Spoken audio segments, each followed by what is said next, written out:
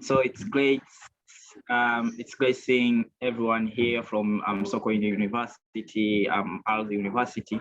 And by the way, you're free to use any language.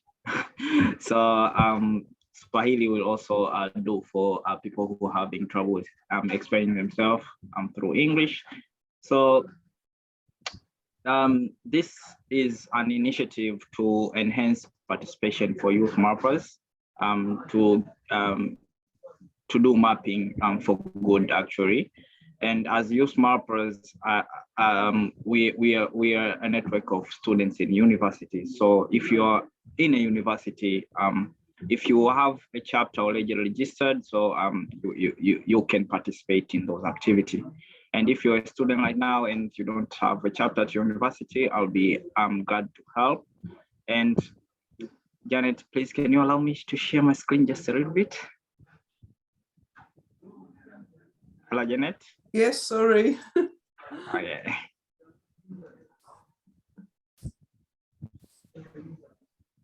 Yeah.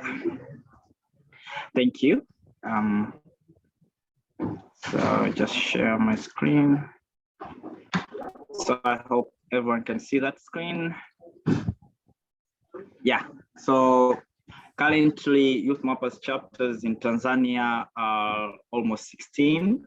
And 4 of them are in Dar es Salaam, as you can see from this map, and in more than let's say 15 regions, Youthmappers chapters in these regions, in university in these regions are not yet formed. So, like as Youthmappers in Aldi, you can become an ambassador to, or you can ask a student in another university to affiliate their existing group, or also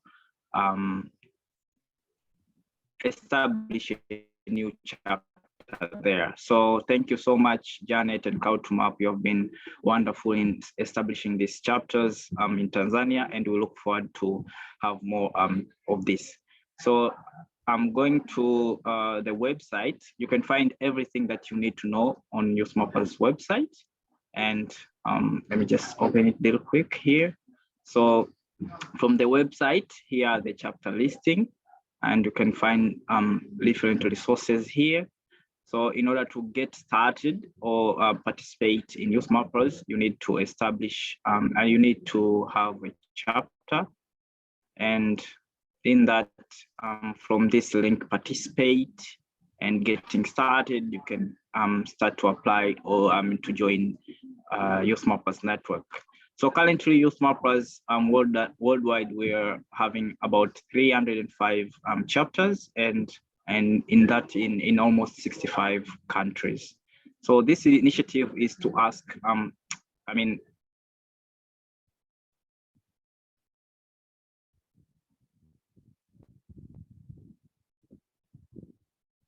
Eric? Students to communities, groups, OS Crowd2Map, OMDTZ, and any other any other group. So in this call is to know more about what the chapters need. So if your chapter needs anything, any assistance, you can reach out to me, and I'll just drop my contacts in the chat. So you can have direct contact with your regional ambassador, and we can talk more on how to enhance involvement in your chapter. So I'm happy to see everyone here, and I expect more of questions rather than introducing Youthmappers. So your questions I think will be a good guide to you in order to get started mapping and get involved. So that's all, Janet, for now. And yeah, thank you. Thank you, Eric. And if people have questions, please say them now or write them in the chat. Otherwise, we'll hand over to Herry. Hello, everyone. My name is Herry. Habari zenu wote jamani. Kwa jina naitwa Herry Kasunga. I'm joining from Tanzania, a place called Serengeti.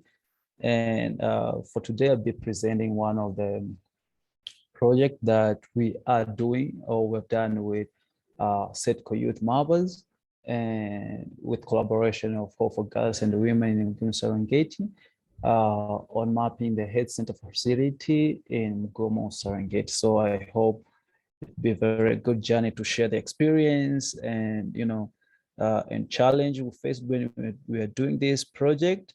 And I hope it can open the eyes to other chapters, to share the knowledge and, working together with different community in the environment on solving the community challenge. So karibuni sana, and yes, welcome again. I'll be using both Swahili and English, so you can bear with me with both language. First of all, the Serengeti, let me start with the Serengeti Youthmappers. Very solid. Many of them won't be here today because they have a field work, so they for field work. So I'll be just here alone presenting the work, but they said hi to all of you. So Serengeti Youthmapper was established on 2017, and there was a little bit of challenging over time because they didn't have a mentor to help them, to include the mapping knowledge with what they're working on. But for the time being, we started mentoring them and helping them how they can use mapping in their field of working. And then we involved them into this project of mapping health center facility in Gum Serengeti, which was a community micro grant, whereby Hope applied for it and was awarded it. So they included the youth mappers in Serengeti. So that's where the journey began.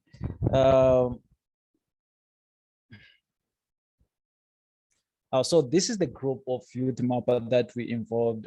You can see here, this was the picture taken for them when we were collecting some health data in Gum Serengeti. We had very few people from there, 10 people from SETCO, Serengeti Youth Mapper Group. So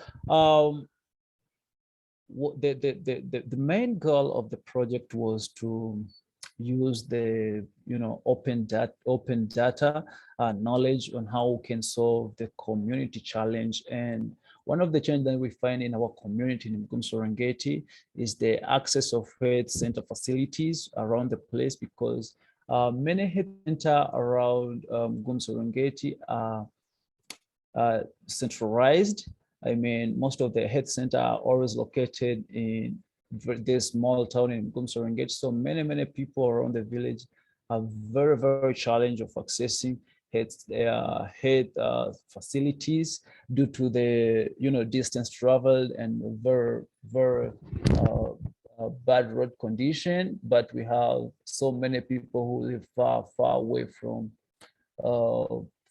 this small town called Gum Serengeti. As far as the record we have is we have 2 hospitals only in Gum, so you can see how difficult do people have to have access of all those 2 hospitals all around Gum Serengeti. So with looking the challenge that people in Gum Serengeti are facing, we decided to, okay, maybe we can use the knowledge of open data and mapping on, raising our voice about this challenge and give awareness to the people who are involved in designing and planning, and making decision out there about what they can do to, change the problem. So as you can see, these are the picture of some of the road, and one of it is the farmers. You can see some of the farmers are not even fit to be called the farmers, because they don't have all the necessary things that are required to be farmers, but people in the village are getting service or health service from there. So the problem that really came into our mind was overpopulation the patient, and some of the patients fail to get attained on time. And also, so many pregnant women give birth at home, and some of them give birth when they are going to the hospital. So due to distance traveled and the road. And we also have the number of elders are very, very high in the villages, but who gives service to these elders when they need the health service? Where can they go? Because we don't have the good transportation from the village to this small town in Serengeti. We don't have a very good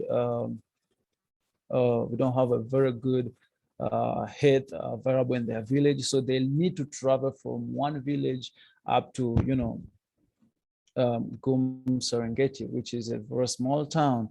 And also due to there are clinics, but clinics are very, very also very far from the village, which make it very difficult for pregnant women to keep on going to the clinic on time.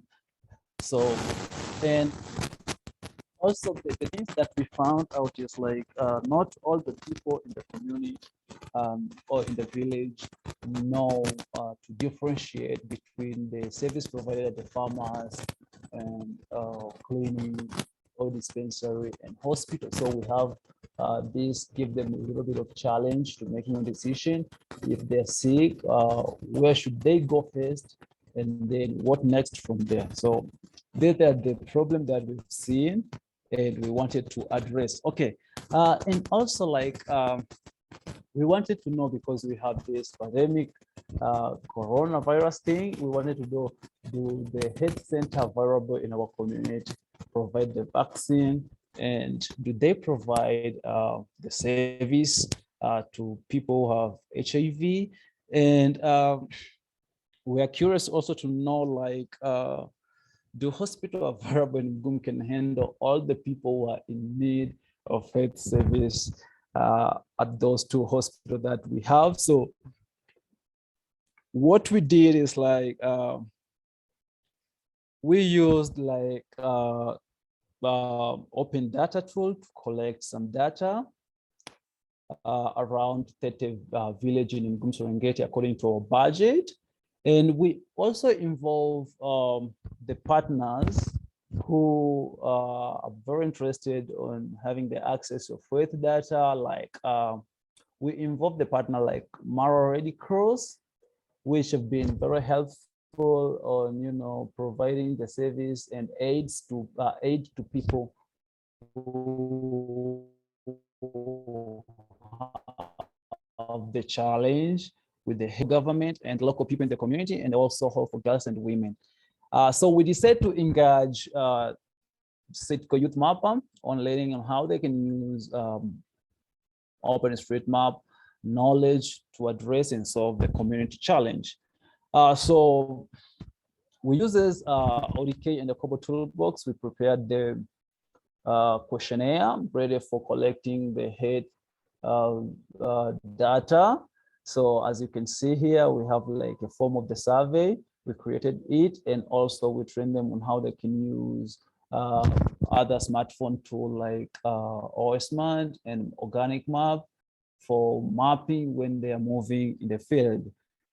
So you can see these are some of the pictures that we were taking when they were collecting health data. Like one of it was clinic and one of it was in the farmers. So you can see like how the farmers look like and how the clinic look like. So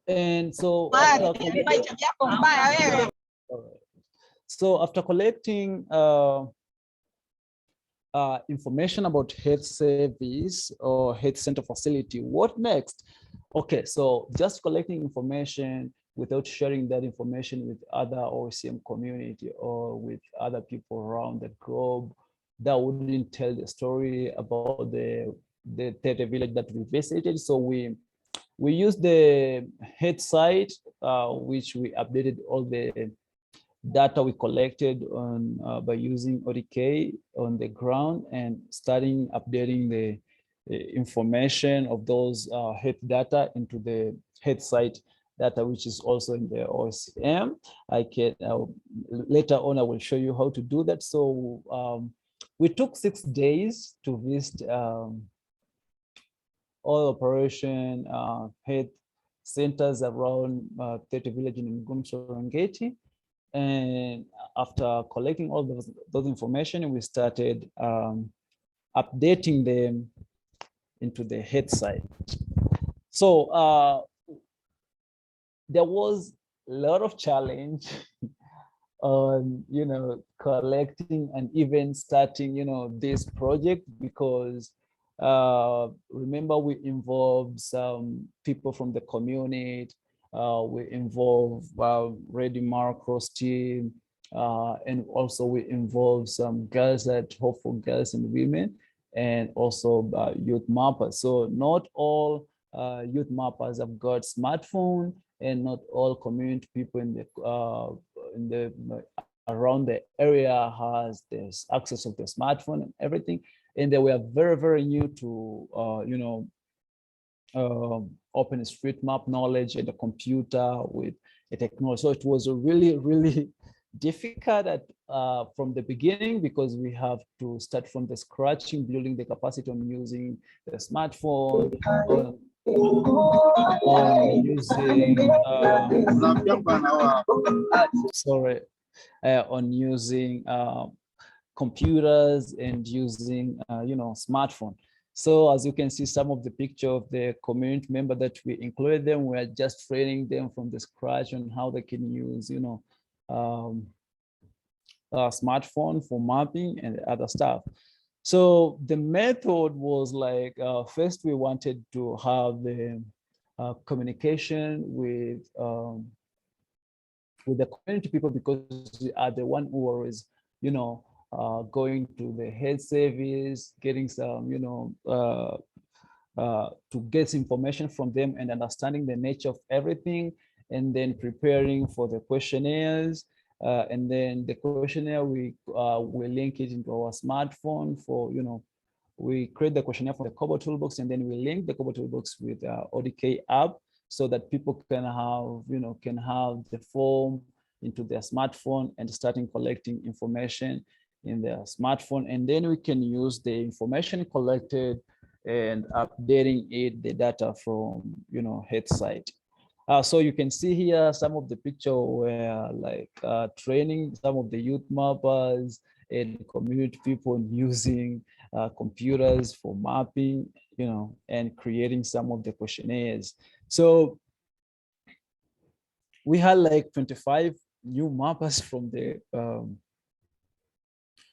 the project, and we trained them on using organic map, OSMan, Kobo Toolbox, ODK, ID editor, and JOSA. So that's how the participation was difficult. Like 5 people from Red Cross team, 10 SETCO Youthmappers, 5 people from community, and 5 people from Home for Girls and Women. So the goal of this project, as we know, was to map the health center around Ngumsorongeti, and to raise our voice about the challenges that people or community around Ngumsorongeti are facing. But also is to increase the number of OSM community, using the contributor who have knowledge of OSM, OpenStreetMap, and solving community challenge. So our goal also is to use this data can be used, for planning for the health site and involving rural planner officers and government. We are now in the process of creating the map, informative map, which have the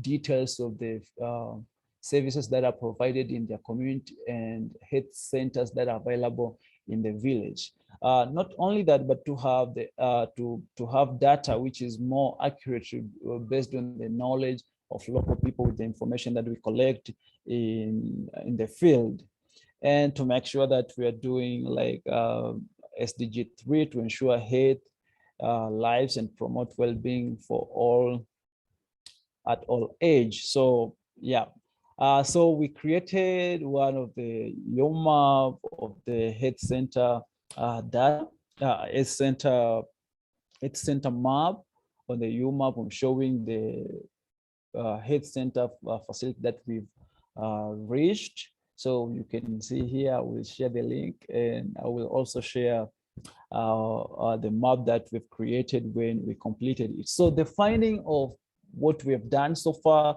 we managed to reach like 60 operation health centers around 30 villages in Serengeti, but you can see like just only 2 hospitals, 15 clinics, 35 farmers, and 8 laboratories across all 30 villages in Serengeti. And we have also reached like 40 schools around those 30 villages. We said when collecting health center data, because when we were moving around the villages, due to very few health center data available in the villages, we also did some school mapping and data collection about schools, and also add some other features around the village when we were doing data collection. So, but the finding also, as I told you, when doing data collection, there was a very poor road condition to reach those health centers and schools.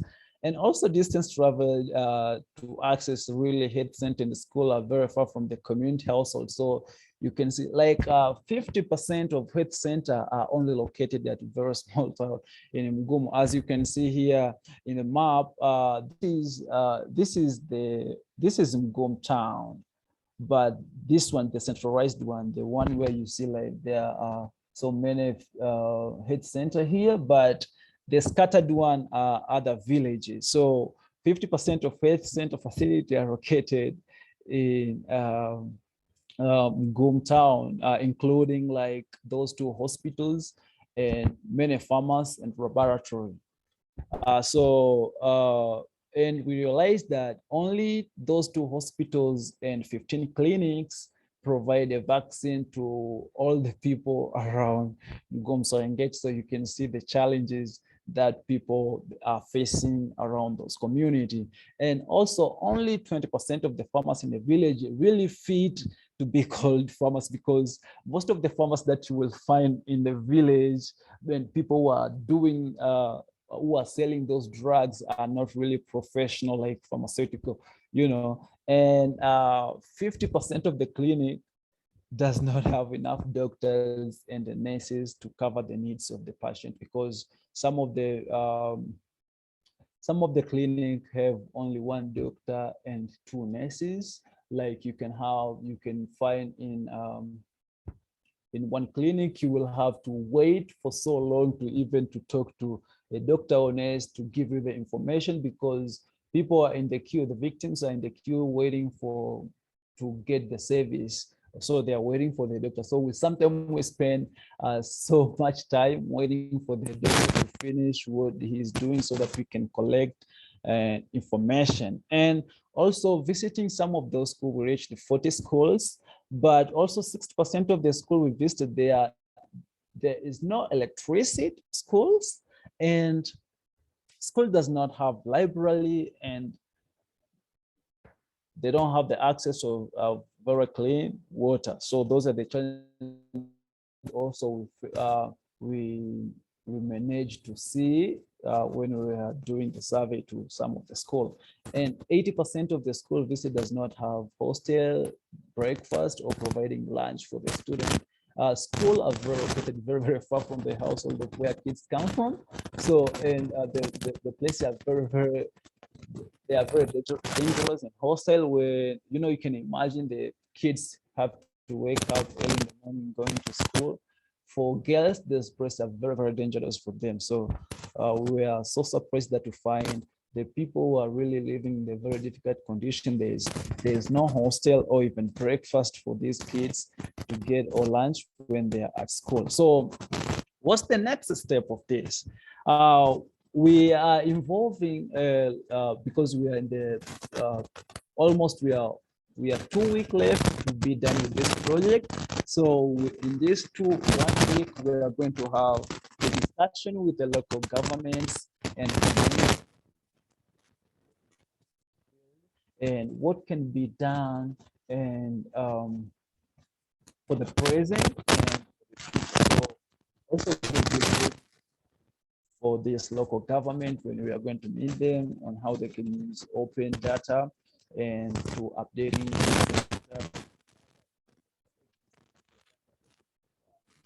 some of the work by using open data in their office. And we want to create also a map which will be showing this the services available in the village, as I mentioned, school, health center, village office, and water points. So I want to say special thanks for humanitarian OpenStreetMap team for launching the micro grant to support the Western community and OMDTZ for supporting the project. And also want to thank local government for working with us very closely on collecting the information, giving us the go ahead, and Serengeti Tourism College principal and health center facility provider and school teacher will help us to collect some of the information. So still, this is an ongoing project, so you can support as I shared in the project, like the link. And also this project is we just managed to reach 30 villages in Serengeti out there. We can do more than just 30 villages. We want to reach to all villages around Serengeti, because there's the village that does not really give us the whole picture of Serengeti. So thank you very much for listening to me. I'll be welcoming time being. So yes, welcome. Thank you so much, Herry. That was really fantastic. There's a question from Jeffrey about, does anybody know any tools for tracking the number of edits by organic maps? I remember with maps.me, there was a site that you could see how many edits were uploaded using maps.me every month in Tanzania. I guess that's what you're asking about, Jeffrey, if there's a similar one for organic maps. I don't know. Herry, do you know that? Yeah, I was trying to look for it actually to really make sure that I can track it, but I didn't find one. I hope I'm still searching for it, and I hope I will find a way to do that. I definitely think it would be worth contacting Organic Maps to see if that exists. Jeffrey, do you have a contact at Organic Maps? No, I don't have a contact, but I think, yeah, we can try to find. I think they have a Telegram group, so maybe we can try to ask there. Okay, because it was really useful. We used to do like league tables for, you know, the most active mapper with organic maps in Tanzania every month, with maps.me. And given the fact organic maps is pretty much the same as maps.me, I would think that if that functionality doesn't exist now, I think they could add it and it would be really useful. Very true. Great. I've put some guides for organic maps in the chat.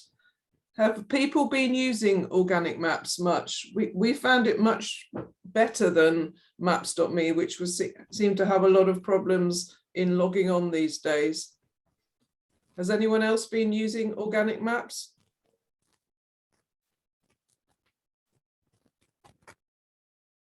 Jeffrey, have you been using it much in Uganda or anywhere else? Yeah, it's what we are using now in Uganda to mobilize people to do point of interest mapping. But there's still that challenge that we don't have like an easy tool to monitor contributions. Of course, like the manual way is getting people's like usernames and just trying to check manually how many points each person has added. But yeah, it takes much more time, and having like a simple link which summarizes the contributions per country would be much more easier. Yes, it would indeed.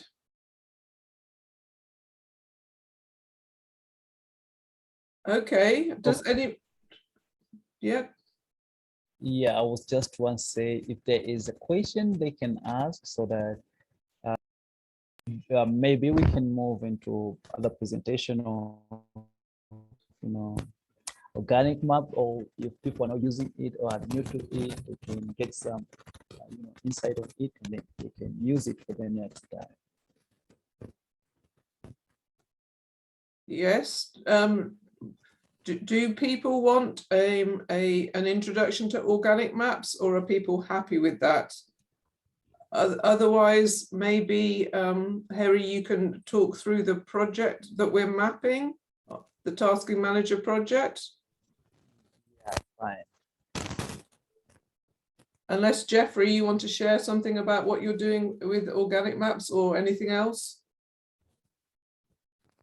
Not really. I'm just here to do some mapping and support the mapathon. So we are happy to be here. Nothing much to share on my side. Maybe the mapathon we have for OSM Africa for next month. I'll drop the link in the chat. It would be nice to have people from Tanzania joining that. So I'll just drop that in the chat. Thank you. Thanks, Jeffrey. Jeffrey, are you involved with the water point mapping in Uganda? So that is done by Stella, who is a Youthmappers ambassador with the University of Gulu. I am aware of what they're doing, but I'm not very much involved. But yeah, if you want to get more information, I can connect you to her. I think she'll be able to provide some specific details. Yes, she actually sent me this link, which I've just put in the chat. Last night. So if people are interested, I mean, and what we're hoping to replicate this in Tanzania. So if anyone is interested in getting involved in that, then please let us know.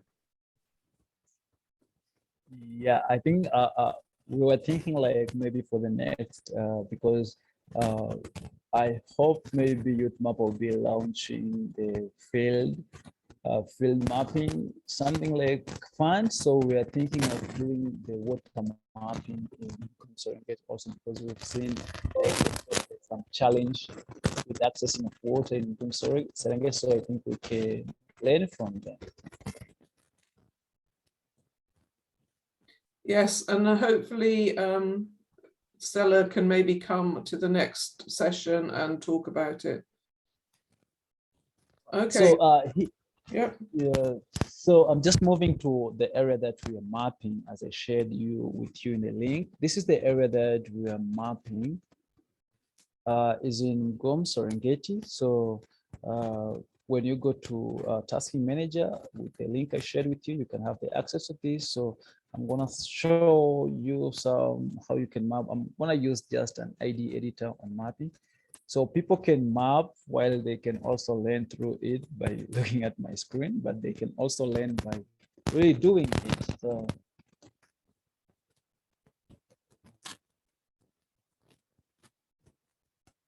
okay, most of the area are well mapped, but they just need to be dated, because we are now using Maxa, but recently we used to use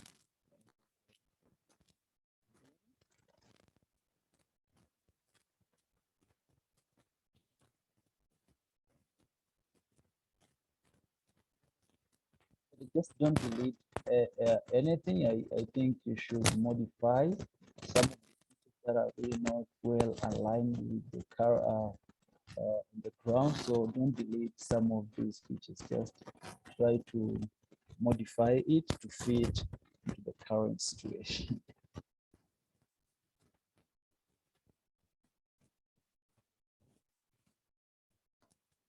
Still, if you have a question, you can write on a chat where we are doing some updates.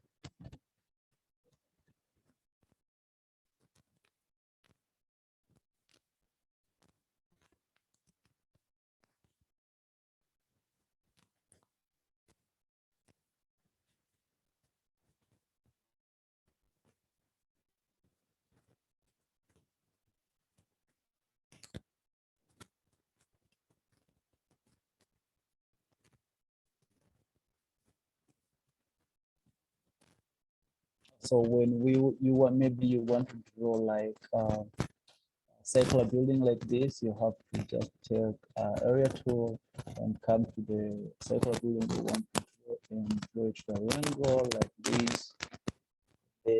Select a building and then you place on your keyboard, and then the circular building will be drawn automatically.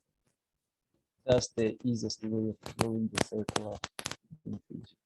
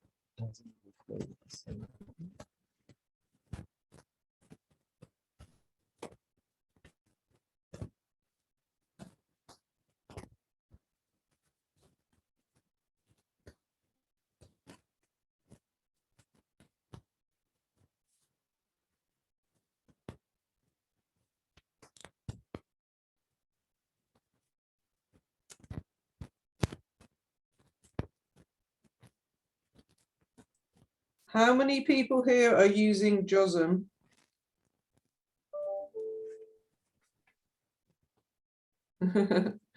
I knew you would be, Jeffrey.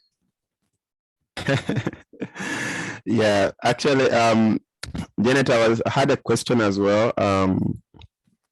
So, now there is, I think Microsoft released buildings for Tanzania, building footprints.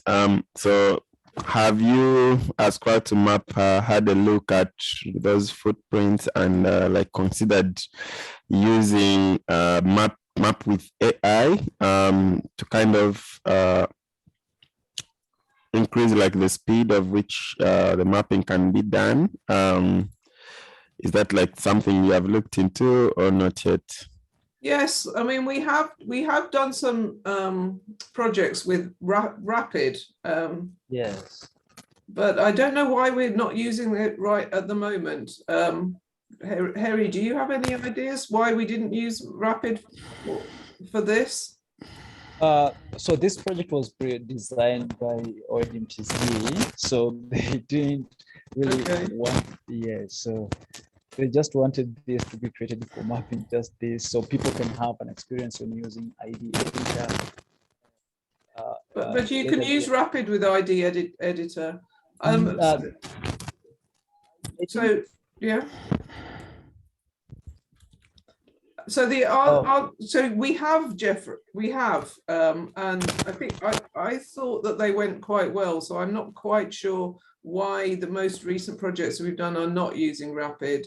What's your experience with using Rapid or Map with AI? Yeah, I think it's kind of an ongoing kind of discussion, and that's why I asked the question, because I think it would be good to kind of assess and find out, like, is the data quality better with Rapid? Is the mapping faster with Rapid? If the difference is not really much, then it's okay to to just keep doing it like using this kind of workflow. Yeah. So yeah, I haven't personally done much kind of, I don't have like more detailed kind of information I can share, but yeah, I was just wondering if you have considered that as Crowd2Map. For example, like the online volunteers you have from the UN volunteers, what do they use? Do they use Rapid, or they do it like the way we are doing right now? Well, they use whatever we've got on our tasks. I mean, certainly in the past, we did have quite a few tasks that were rapid tasks, but looking at our tasks at the moment, none of them appear to be like that. I mean, and I think it's really been down to the preference of whoever created the task. And I think when Emil created them, he used to use rapid a lot because he thought it was, you know, good. And whoever's created them more recently, perhaps isn't so much of a fan. But I think it's a discussion that we should have, because I think that they did go. I think we were pretty happy with them. So yeah, I think we need to revisit that. I don't know if you or anyone else was in the validation talks yesterday. I missed that one, so it was a bit late for me. No, I didn't go to it either. I just wondered if they had talked about that. I think I'll ask again about why we're not using rapid. I don't have a good answer. Somebody else had their hand up. I don't know if it was deliberate or not. I think rapid was really good, because as you will just need to update some of the very few households that were not included into it, but it was very good. Rapid. Yeah. Yeah. Okay. I think we should go back to that. Jeffrey, did you want to say something else? No. I think, yeah, let me know if you get like any more kind of insights when you try it out more. I think to be good, like to share what we have learned using ID, and if it's better, then just try to recommend it for other people, because I think it hasn't been much widely used as much as it could be. No. Okay. And Jeffrey, have you used M-Water at all?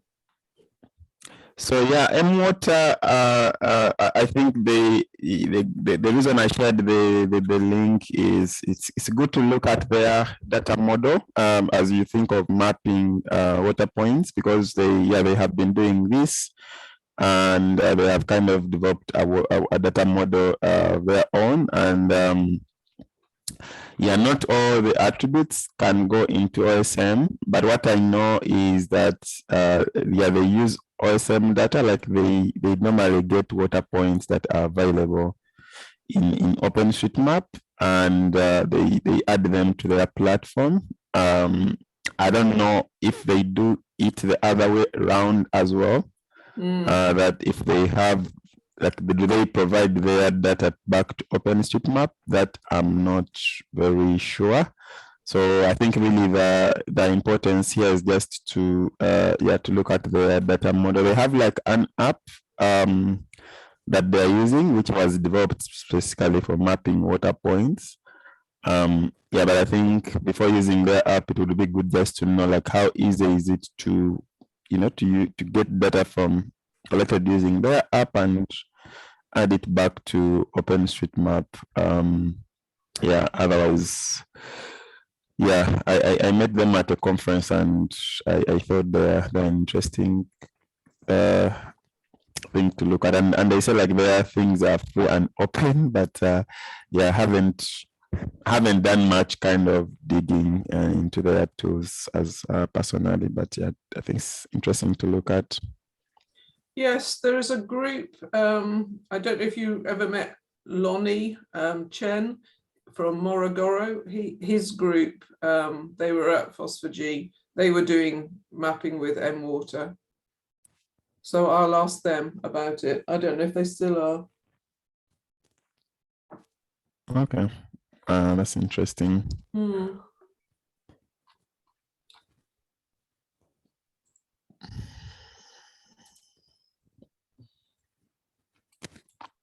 Jeffrey, are you involved in the internship program in Uganda? So that is run by Map Uganda, and so I have like a team that is really responsible for that. I'm not very much involved personally. Yeah, I just know some few details of how they're doing it, but yeah, yeah, I'm not very much personally directly involved.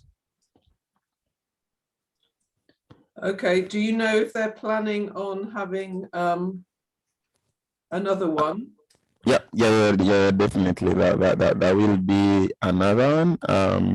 I think the dates haven't been confirmed yet, but yeah, the idea was to make it kind of regular, because I think it has had like good results from the previous one. Very many people participated, and it's like a good way to also recruit people into the OSM community. So yeah, very many people who participated in the internship are now also continuously participating in our projects and activities. So yeah, it has produced good results, and I think the major benefit is that it has also connected us to, people in government, who found out about the internship and participated, and because now they saw the potential and value of OSM data, they are now asking us to partner with them on projects. So that's the kind of the other benefits of the Mapathon. So it doesn't only benefit the participants, but also the organization and the community. That sounds great. So have other people, other youth mapper groups, do you manage to have good links with the local government officials? Is that an issue when you're doing your field work? Maybe somebody could say something about that from one of the other groups.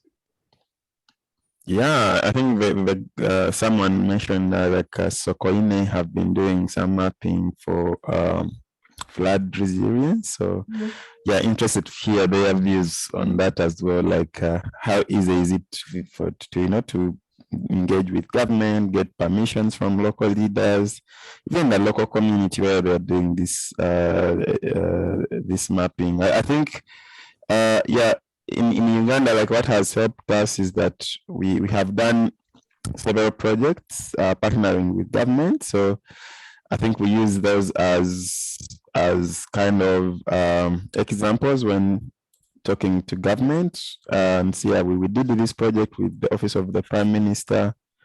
We did this project with the City Council, and because of that kind of track record, we are no longer getting very many issues with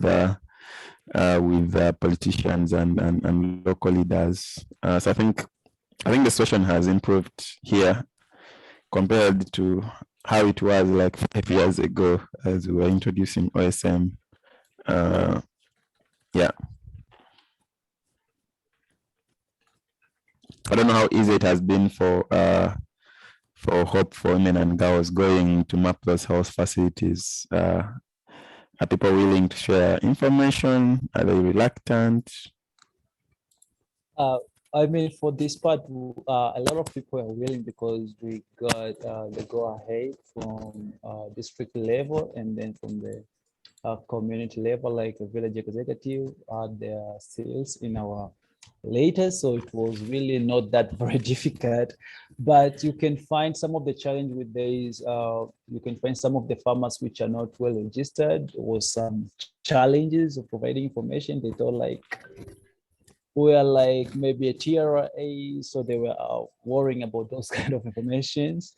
So we had to, speak with them, like we just need to collect this information for the purpose of this and this and this. Yeah, but so far it was really good. It wasn't, it didn't have that many challenges actually collecting this data. Okay, that's good to know. And anyone else from other universities?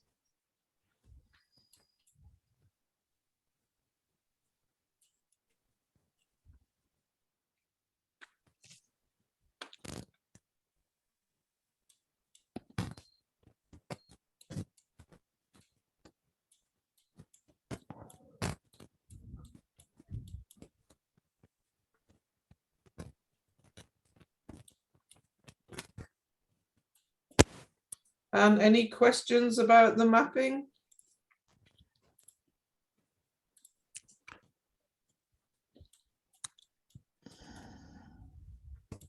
Hello. Hi. Sorry, I was asking about I heard something about rapid. Some of us are not aware of rapid, what it is. Okay. Also, yeah. Also, I wanted to share, even us at the university, during the period of industrial training, we participated the flood resilient mapping, whereby we were mapping, which was under, I think it was under World Bank, and we were working under the OpenStreetMap Development Tanzania, which is an organization at Mikocheni. That project of resilient mapping was financed by World Bank, whereby we were mapping areas along the three major rivers, the Msimbazi, the Mlalakua, and River Mbezi. And we are using the OpenMap data kits, whereby they are linking it to the Google Maps, whereby we are to attend to those points, their location, different location within the areas which are along the rivers. So we are going to those households, community households, and we are asking them questions which were on the ODK. So after we are done with filling the question, we are sending the results of the finalized forms to the server, whereby they were receiving them.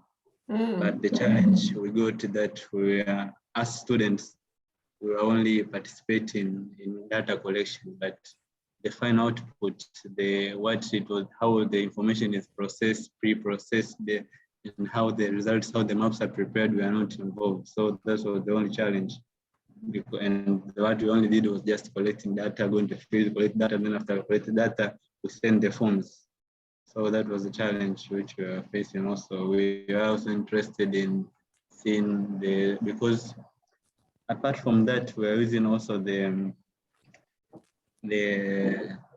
was one application, we're using this low-cost receivers, which are collecting the GPS location data.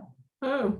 They are utilizing this one is called Raspberry Pi technology, which the points which were identified from let's say from the image, like these permanent points, landmarks such as chambers, we are going to those points and we are setting that, which works like the RTK or the GPS, where we are setting the instrument over the landmark for some time, then it receives, we stay at that position for about maybe 3 hours so that it can collect data. When the data is collected, it goes to the instrument, the Raspberry Pi, and the tool, I've forgotten its name. They are taking the device, then they are processing the data. So the challenge again is that we are not involved in the part of processing the data. Yes, that's very unfortunate if you don't get to see any of the data, isn't it? Yes. But this sounds very interesting. So so we were hoping that we could have a session like this on the last Saturday of every month, and it could be hosted by a different group each time. So, I mean, maybe you could talk about this project in the April session. Would that be okay?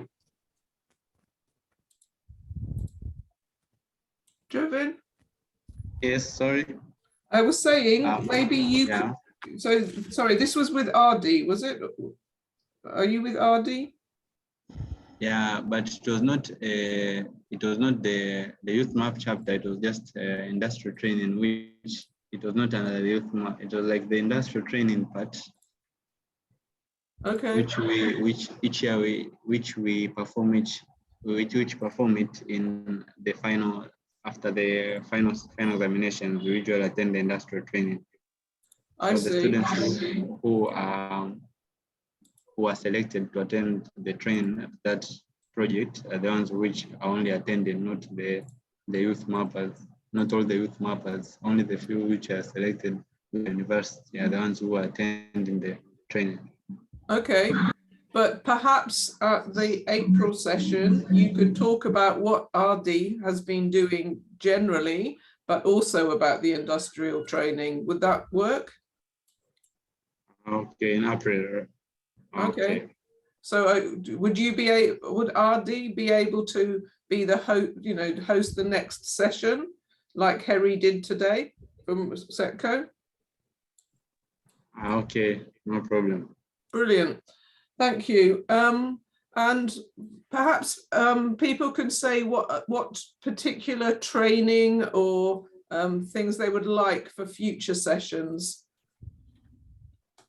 If anyone has any ideas about the things that they would like to be covered, or then please either say them or write them in the chat. Yeah, I think Jovin just suggested one there.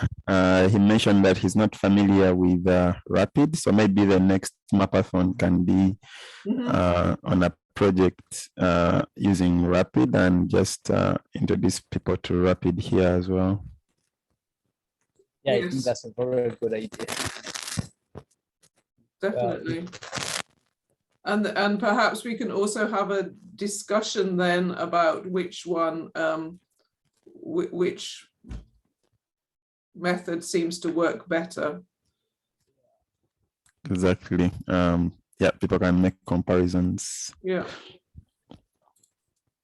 Okay, so next month we've said that we'll talk about Rapid and have a presentation from RD about their work and also about the industrial training work.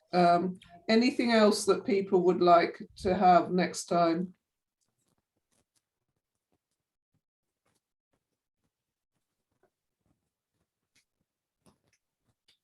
Sorry, I was asking, not so sure if everyone of us here is aware of the organic, I heard about organic map.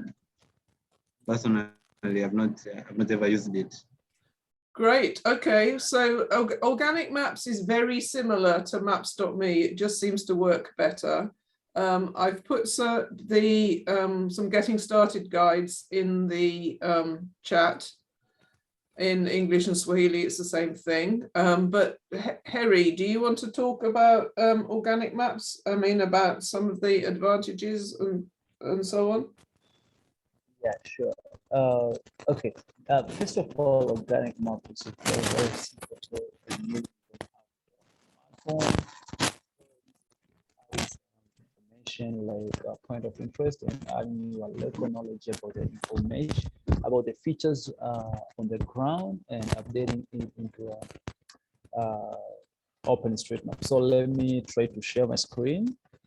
Okay. Are you sharing the screen of your phone? I can do that. I'm just Jeffrey, I remember people used to do that and I can't remember how. Yes, I normally use my smartphone on sharing the screen. I can do that, but let me log in by using my phone first, and then I can share my smartphone. Okay, how are you sharing your phone screen? It's just there is like when you want to share your screen, there will be like a broadcast your screen, and then it will be shared. Yeah, so let me just try here and see, just some seconds so that I can share.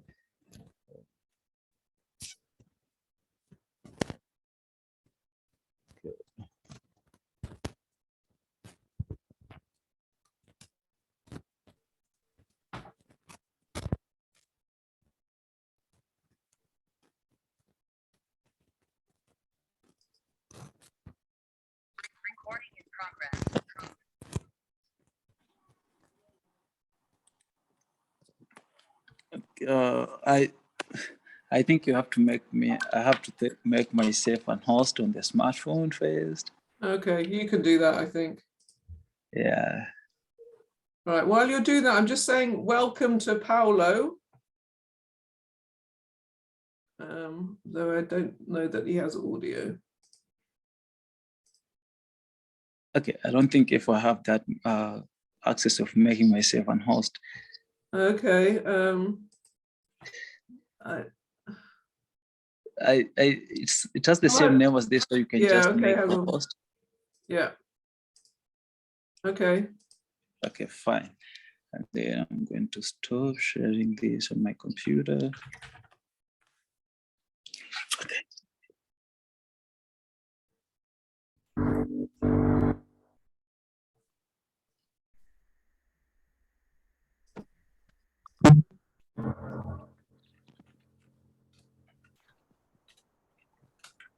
Okay, so I think now you can see my screen. Right? Yeah.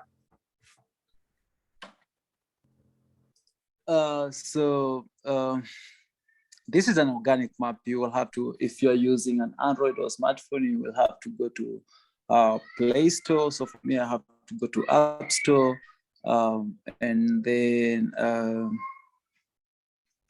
search for an organic maps.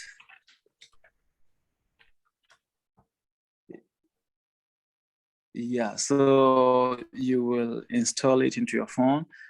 So for mine, it's already installed. So for all beginners, if you're first time using this, you will have to install it into your phone. And yes, you will follow the step. And then after you install it, it will want you to download the map of the area where you are. Like when you're in Tanzania, we'll download the map of Tanzania. When you're in maybe other places like Kenya, Uganda, you will download the map from Kenya to Uganda. And it's look like this. You will see a bunch of buildings here, and it's like there is polygons and linear features. For GIS or geographic information system, they know like we have 3 ways of presenting geographic information that we have. Like for vectors, we have point, line, and polygon. So in here, you can see like we have the polygons and linear feature and point. So you have like these icons, like you have zoom in and zoom out function, and you have a location, and you have like if you want to search for the nearest features around you, maybe a hotel or transport or petrol station or parking. If all the features are in OpenStreetMap, you will be able to find them easily. So if they are not, maybe in the village features are not much added, you'll be very difficult to find them. And so for all the beginners, after doing all of this, like installing the organic map and downloading the map of Tanzania, so when you have an OpenStreetMap account and you want to log in, you will just have to go to this, I don't know if this 3 line are shown. There is this 3 line that are shown on the interface of this. You will have to click on them, and they will have the option of setting. You will go to setting. You're right, Red. Huh? Still testing Red. And then you will go to yes. You will go to OpenStreetMap profile. So for if you have an account, you will just go to OpenStreetMap. If you don't have an account, you want to register, you will go to register at OpenStreetMap. So I'm talking to people with OpenStreetMap account. So I will go to OpenStreetMap and I will fill in my detail here, like so fill my detail and I will log in.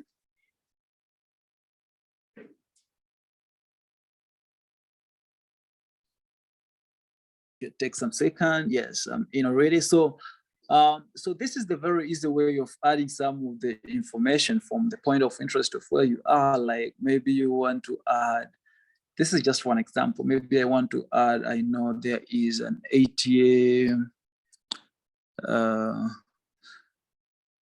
ATM account close to where I live. So I will just go to the same 3 line down add a place to the map, you will see the cross here, and I will just take that cross to on the top of the building or the area that I want to add that feature. Like I know, like here there is ATM. I know there is a bank and an ATM here close by. So I'll say done, and it's an ATM machine. I will select one for the one, and I will add the owner is NMB. So it's an ATM owned by NMB, and then I will save.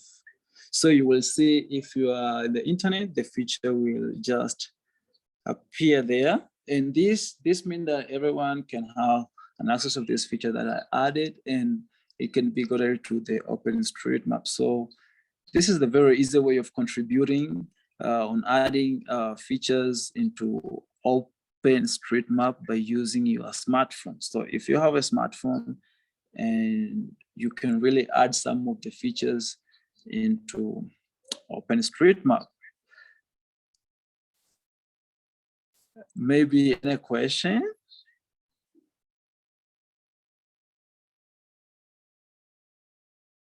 Herry, can you demonstrate how you can see all your edits on your phone using question mark edits in the search bar?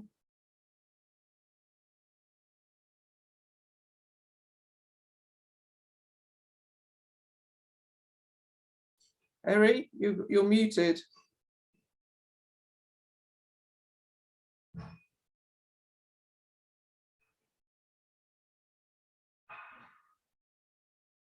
Herry, are you there? Yes. Can you hear me? I can hello? hear you now. Yes. Okay. Question, please. So I'm saying, can you demonstrate if you go to search, click on the search button. Okay. And then you type question mark edits without a space. Okay, fine. I think my phone just froze. I have to log in again. Because this is a good way to show that whether your points have been uploaded or not. Yeah. Recording in progress.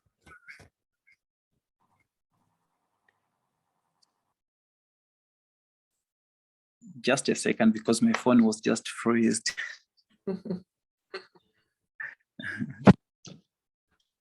Any other questions about organic maps? I mean, it basically works pretty much the same as maps.me did.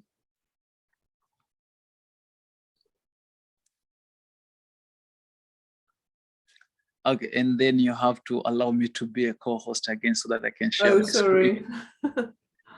screen.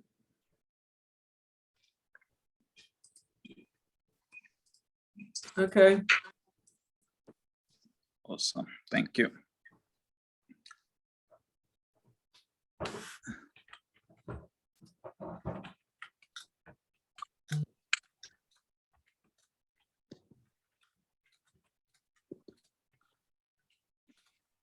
Okay, so you want me to demonstrate on how can. Yeah, if you go to the search button, Yes. and then type in question mark and then edits.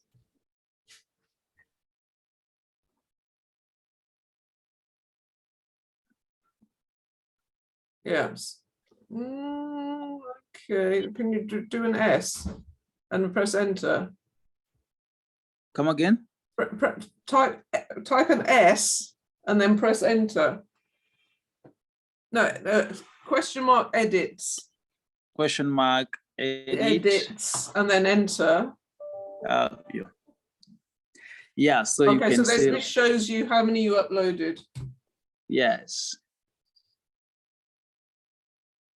So that's very useful to know, because sometimes people think they've added things and they haven't.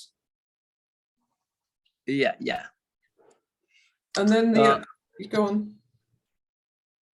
No, I just want to say if there is any question about this, they can ask. So, and then the other thing, maybe you can demonstrate how you can see your OpenStreetMap profile. Yes, so you have to go to, I call it menu, and then you go to setting and OpenStreetMap profile. I can click on there. I can see my history, the verified change I uploaded, and you can have the history. You can see the history of what you've changed so far and the edit you've made. So if I click on the history, also can give me like more history on the features or the edit that I've done, the changes and everything. See? Thank you.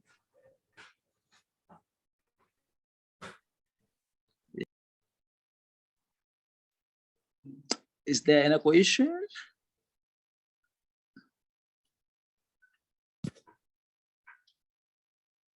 Thank you for coming, Maisie. Hope to see you next time. Okay, if there aren't any questions, maybe Shabani can talk briefly about what they've been doing in Dodoma.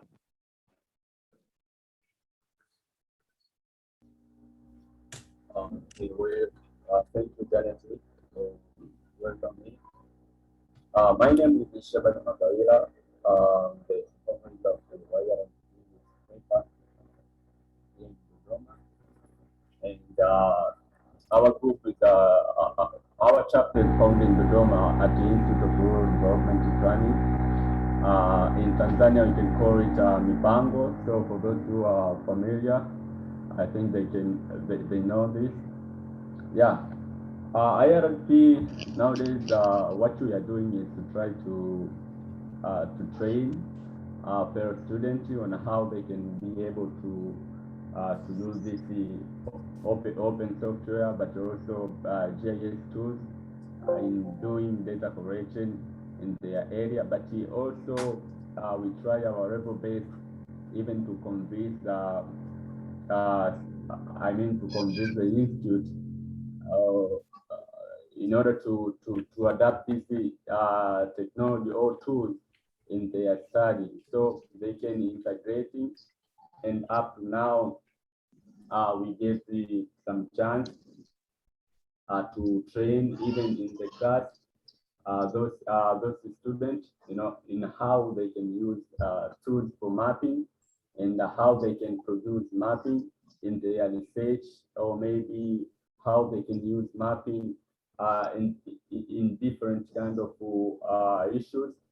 But also, as a Youthmapper, we try to go far in order to reveal some problems which faced by our community surrounding us. So we try to have a project, we engage with the local community, but also we try to get the opportunity from different organizations, which we can,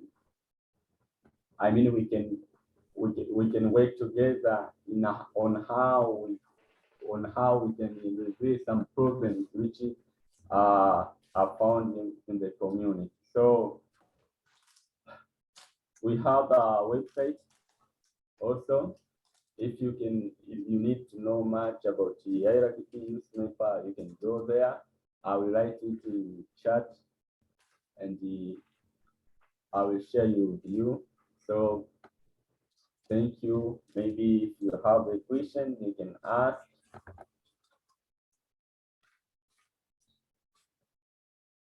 Hello. Hi, thank you, Shabani. Yeah, please put the website link in the chat. Also great to see Paolo. Paolo, do you want to say something briefly about your work?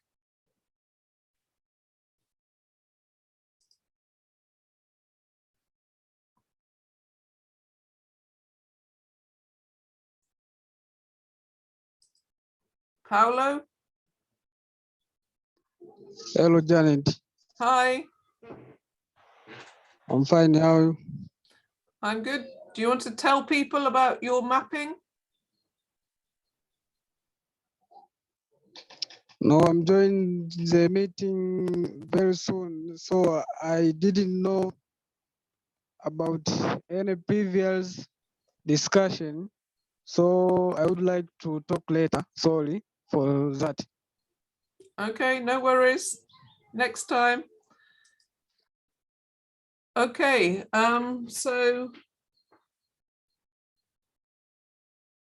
if there are any other questions or if anybody else would like to speak, please do so.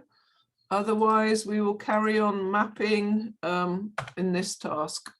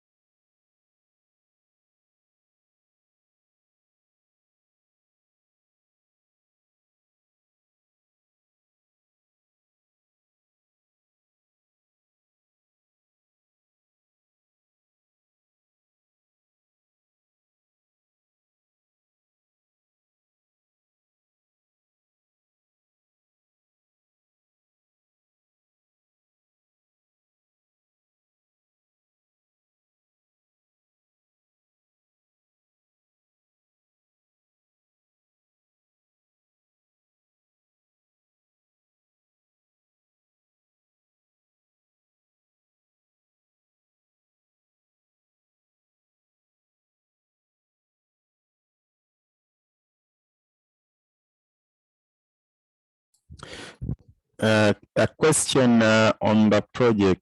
I see we are mapping Mugumu, and my my assumption was that Mugumu was like already completely mapped, but I see that there is already like some substantial amount of data to update.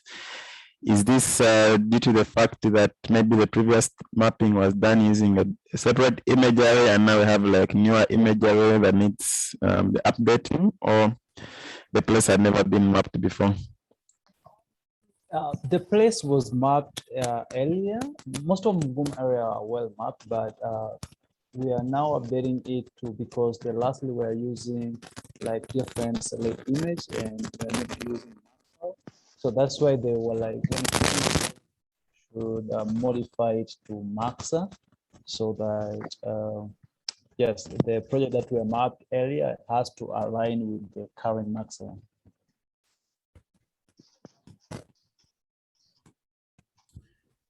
Okay, thanks. And I think yeah, one of the things I think worth talking about is also like the imagery, like I know Janet had talked about this one time, like interested in getting drone imagery for some of these areas, which is like more accurate, I mean more higher resolution and more fresh and more new. I think that would be interesting also to have drone imagery for these areas in the future. Yeah.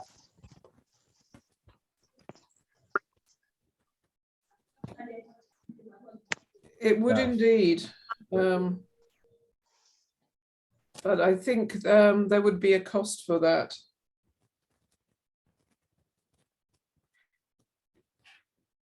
I know you've managed to get drone imagery in Uganda, haven't you, Jeffrey? Yeah, we now have some kind of drone initiative within OSM Uganda. So we bought a drone, and every now and then we take some imagery for some selected places. We also now support the Uganda Red Cross when there is like a landslide somewhere and they need like to assess the damage. We do fly drones to assess the impacts and like which houses have been affected and things like that. Yeah, but it's just a small drone. It's not like these fixed wing ones which can cover like very large areas. So it can only cover like small areas. It's not a very big drone. Do you have any details about it, like to share, for example, written down, like about how much it cost, how much it costs to operate, any issues you've had? Because I think it would be very interesting to look into this in Tanzania. No, I think I saw Brenda Moses on the call earlier on. I think she has already left, but she was one of the people who participated, I think, in the Open Sky Fellows program. Yeah. So I think she would also help answer that. I'll check around and see if from OSM Uganda there is documentation that has been done, which I think is really very important to share something like that. Like what are the considerations? If someone is thinking of getting drone imagery, and having like an understanding of like how much it would cost. So I'll ask my colleagues and see if there is something in place. I don't have anything to share right away, but I'll find out and share. Thank you. And perhaps if maybe somebody could talk about that briefly at the next meeting. Yeah, I think, Brenda Moses, I think I will ask her if I have contact. I'll ask her if she'll be willing to share something and I can put her in touch with you. Thank you. That would be great. Also, I posted the question that you were asking about Rapid in our chat, and Simon has answered. And I can't copy and paste it into Zoom for some reason, so I've put it to your WhatsApp. Oh, okay. Okay, but he's saying about particularly projects for buildings and roads were requiring 2 different imageries. So it was well, basically he felt that the quality of mapping was reduced. But it'd be interesting to see if other people think that as well. That's just his personal opinion. Okay, interesting. Welcome, Apollinary. Do you want to introduce yourself?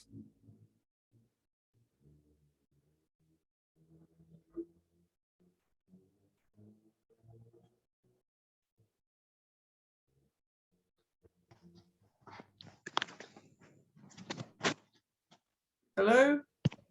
Hello. Yes. Yes, my name is Tumaini Apollinary.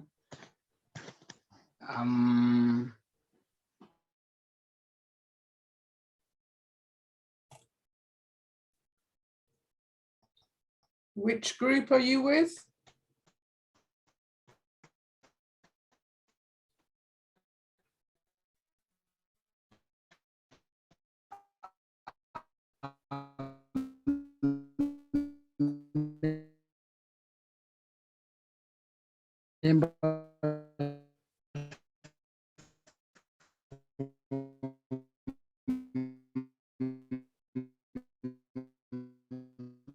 Okay, I'm sorry, we can't hear you.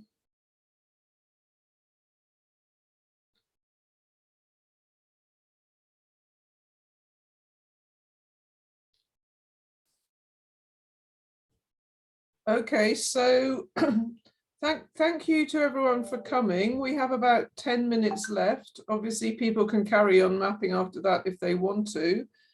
So the idea was that this would be the first of a monthly session, which we would have to try and promote more collaboration between all of the different mapping groups in Tanzania. That's Youthmapper and community groups. So the idea would be that the next session would be on the last Saturday of April. That would be the 30th of April. And already RD has agreed that they will talk about their work and also the industrial training. So Jovin, I'm hoping on your lead on that. And we will also have a session about Rapid as well. So if anybody else has any other requests for that session or for future sessions, please either say it now, write it in the chat, or let me know later. I will also circulate a copy of Herry's slides and the recording to everyone who registered. We can also share it in the WhatsApp groups and so on. So yeah, any other questions or comments?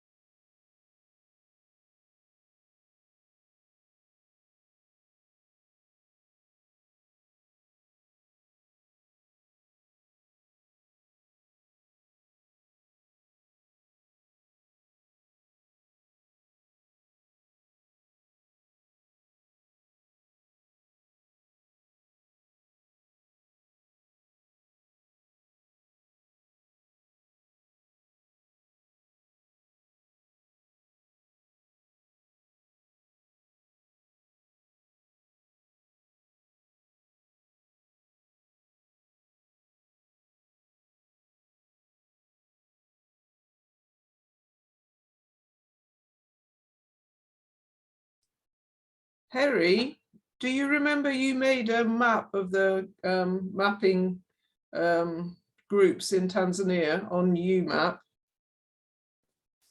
Yes, I've made that. I think I will take a look of it and see.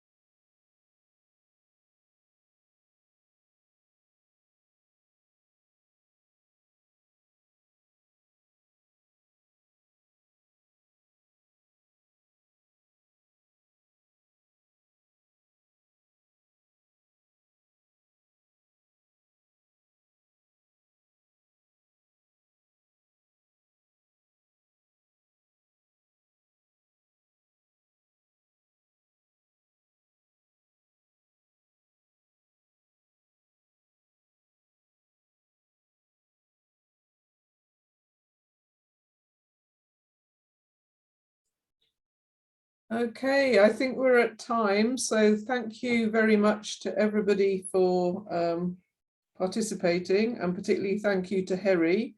So I hope to see people at the next event on the 30th of April. So we're hoping to do this at the last Saturday of every month at 11 AM East Africa time.